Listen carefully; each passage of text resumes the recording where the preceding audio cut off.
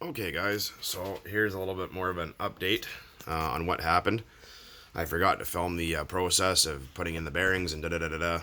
I was just really fucking busy with a lot of stuff and things happened and I just totally brain farted, but you guys have seen me do bearings in a lot of other engines. And I think I did mention that the front bearing, I can't remember what the rear size was, is a 607 RS is in the front. I can't remember what the one is in the rear, but I will leave that in the description below for you guys. So if you guys want to know what it is, you guys will know what it is. Anyhow, so we got the 19 back together, and the as you guys see in the starter shaft and back plate were all kind of chewed up and shitty, and these are a wear item, right? They do wear out over time and they start to leak and stuff. But I just want to point something out here in case some of you guys didn't know this. Excuse me, or if you come across this, if you get a Dynamite 19, you know, and it sometimes I'll say it in the description, sometimes not. See how there's no dot right there, and there's a dot there, right there?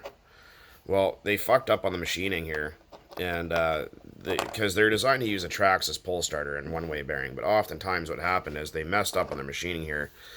So they remachined them and revised it. They put the dot there letting you know that they fixed it. But the newest models, I think they came out maybe 3.5 years ago, after they fixed everything, have two dots. I mean, a dot here and a dot over top of it. And that means that your Traxxas pull starter will bolt right on, no problem. See, with mine, if you look carefully, I made a shim to go in there, made it out of plastic, and just cut the center out of it.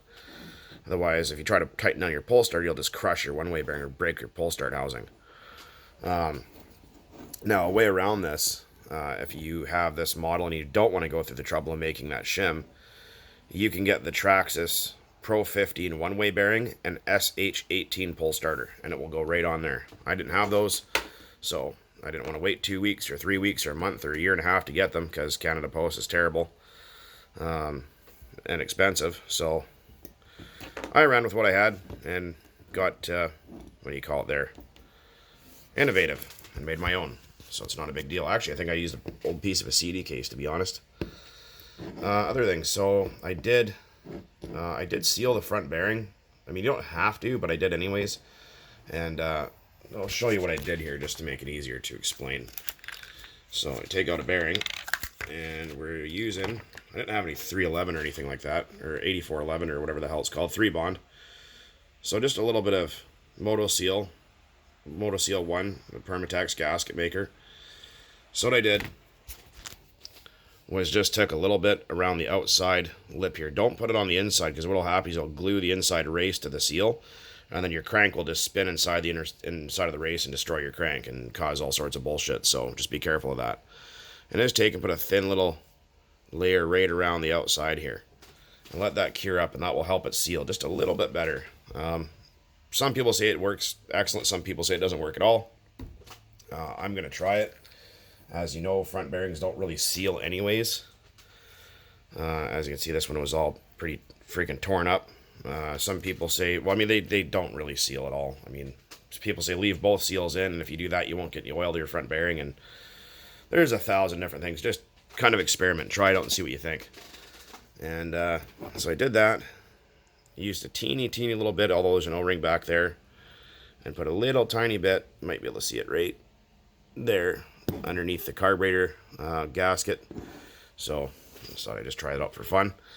And I would go back out today and go bashing and get that on video, but it is raining at the moment, and they're cutting a lawn at the park where I usually go. So no bashing today, probably tomorrow.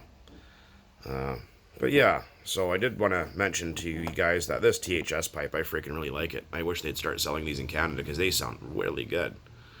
Really dig the sound of these things. They have a totally different sound over the Traxxas resonator pipes, like way different. So just thought I'd make a little bit of an update on this. And I did have a couple other people asking about carburetors, and I've mentioned this and made videos about it before. People go, oh, I want to put an OS11K carb on it. Well, there's absolutely 0 point to that. You won't gain anything from it, and second of all, it won't fit. These take a normal type small block carburetor. So if you, say, have an old Rustler or something like that, and it has a Pro 15 in it with the rotary carb that opens like this, not a slide, you can actually get a SH18 rotary style carburetor to put on here. And that way it's a little bit easier to adapt your throttle linkage and stuff. Instead of trying to come up with something to make your slide carb work, you can adapt it to rotary. So it's not a big deal. Just something to keep in mind. It won't tune any different. The Venturis are, well, basically the same. And then you can still run your rear exhaust, your THS pipe, or whatever you want to run. And yes, it's just the factory clutch and flywheel on here from Traxxas. Dynamite does supply you with a nut for their crank. And you can just use the factory Traxxas motor mount. Someone was asking which one this was, and it's just the hop-up motor mount from Traxxas. I think I've had it for like 10 or 15 years. I liked it because it was a nice little CNC piece and it's blue. So, and I think they're a little bit stronger and better quality than the factory kind of cast ones. So, I like it. It's a little bit blingy. Not in a super shiny shit, but I think it's pretty decent. So, and again, for people that keep asking, yes, these are the glow igniters I'm using. The McDaniel, whatever the hell they're called, Nye starters, nickel metal hydride. These things are friggin' awesome. Make sure you order it in the 2.5 inch with the charger because they're available with and without. You can find them on eBay. And for the umpteenth millionth time that people have asked me, what air cleaner does a Dynamite 19 take? It takes this one. Here's the part number. DYN 2504 turbo air filter, 12.15 size engines. Right here. That's it. Now, these do not have any oil on them, but I suggest oiling them. Get yourself some Bel-Ray motocross air filter oil. You can get a liter of it for like $7. Don't soak these in nitro because they'll expand and fuck them up, so don't do that. You can get motorcycle air filter oil basically anywhere, or you can use a spray-on K&N air filter shit. That works great too. Just don't use their filters on RC car engines. But my old air filter was off of an HPI RS4 or something like that, and the boot's all cracked and falling apart and not sealing like it should, so, and letting dirt into my motor, which I don't like. Sorry, engine, for those of you that are going to complain. But again, there is the part number for the air filter that I keep getting questions about every day. Anyways, guys, there it is.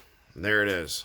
Like I said, this engine has served me very well for 5 years, and about 10 gallons of fuel, and that back plate issue and that front bearing are the only issues I've ever had. And that's still riding on the factory bearings. So, I mean, you can't really go wrong for your money here. So, people that often complain about these being a shitty engine, often it's user error. Oh, they don't tune well. What are the factory carb settings? I couldn't fucking begin to tell you. Usually flush on the high and about, I think, 3.5 turns out on the bottom. Yeah, and 1 millimeter idle gap is usually what I start with on pretty much any engine. Or flush, depending, because some low-speed needles are slightly different. Some will sit more in, some will sit flush, so just keep that in mind. But yeah, so you cannot put anything else on there other than the SH18 rotary or slide carburetor. If you needed to replace your slide and you can't find one from Dynamite, you can get the one for an SH18.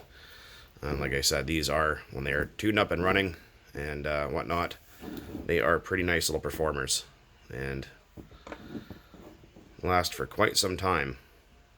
And yeah, anyways, so hopefully that clears up the questions that I keep getting about it, air filters and such and whatnot, and what's been going on. But I'm going to slap this back in my truck, and hopefully we can get out back tomorrow and go bashing. And that way you can actually hear this THS pipe and this 19 roar to life again on some 30% TNR racing fuel. Anyways, guys, until next time, thanks for watching, and keep on burning nitro out there. Cheers. Happy Friday. Beer time.